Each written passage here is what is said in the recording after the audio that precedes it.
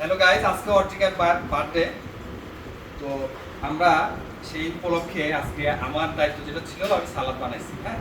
আর পেঁয়াজের একটা স্পেশালি গুণ আছে, আমি আপনাকে দেখাই। সেটা হচ্ছে যে এই যে পেঁয়াজ না দেখে দেখে কাটা।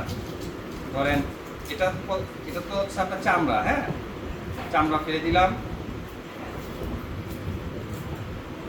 এই যে চামড়া ফেলে দিলাম, ঠিক আছে।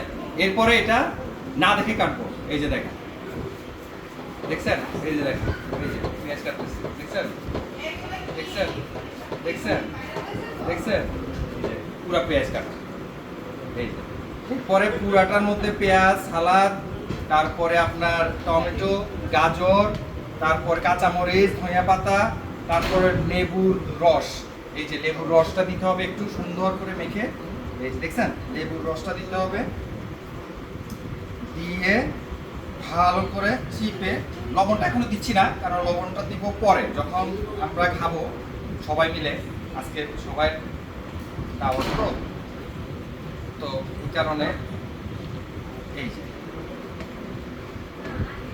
ঝরঝরা একটা সালাদ হয়ে গেল। সালাদের একটু নেন কাছে ক্লোজে, দেখছেন?